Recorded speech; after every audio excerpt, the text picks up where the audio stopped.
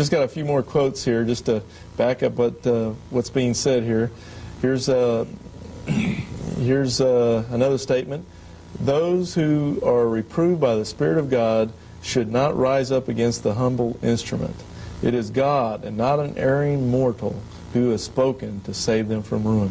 Testimony for the Church, Volume 3, page 257. That's Ellen G. White saying, don't rise up against me, a humble servant or instrument.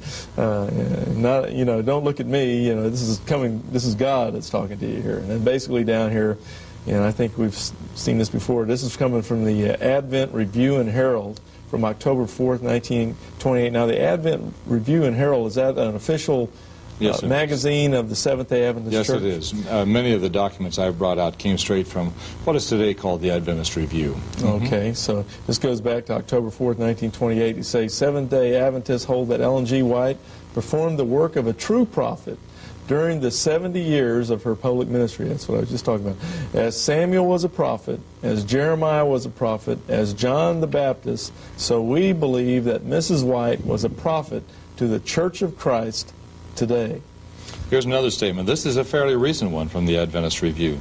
Today, the Bible only is the cry of some who seek to discredit Mrs. White and undermine the authority of her writing. On the surface, this slogan sounds logical and appealing, but when analyzed carefully, it is seen to be invalid. And it goes on that comparing her to the writings of Luther and so forth. The problem is, of course, that Ellen White was considered to be an infallible interpreter of the Bible. And in 1971, the Adventist Review describes her as the only infallible commentator on the Bible and the final court of appeal among God's people.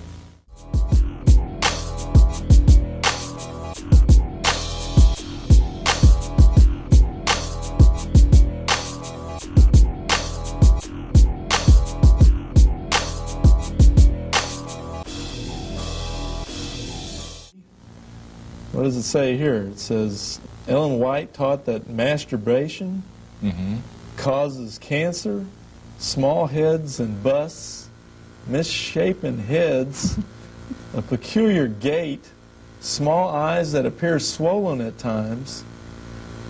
What is that, a sieve?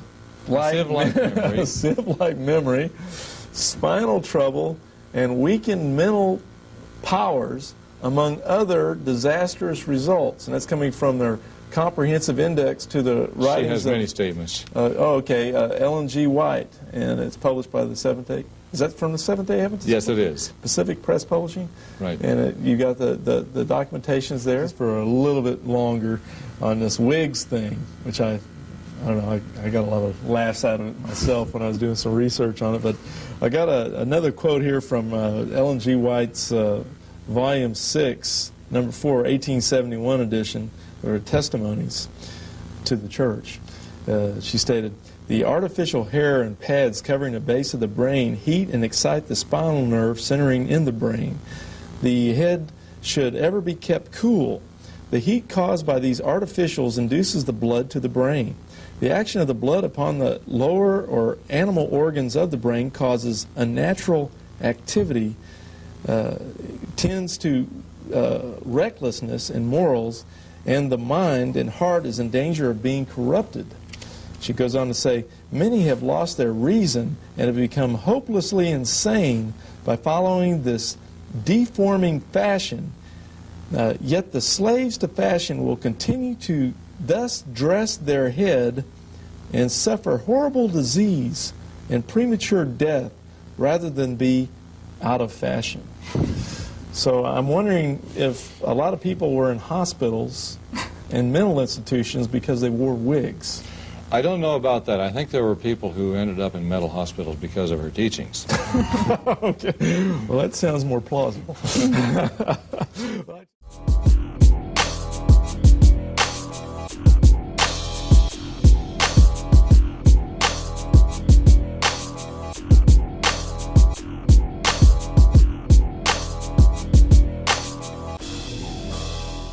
Diseases. And finally, the leadership of the White Estate itself has admitted that these statements are wrong. I have it right here. The top dogs. These are the people at the top. Now, this is Graybill and Robert Olson, two of the top men in the White estate. And Christianity Today queried them about these statements, and this is what they said in return. Graybill answers this objection to White's authority by holding that her inspiration extends only to areas that directly relate to faith and practice. Olson said that although scientific details might be incorrect, the principles behind White's statement were sound on the undesirability of masturbation, for example. That's all a quote. Again, going...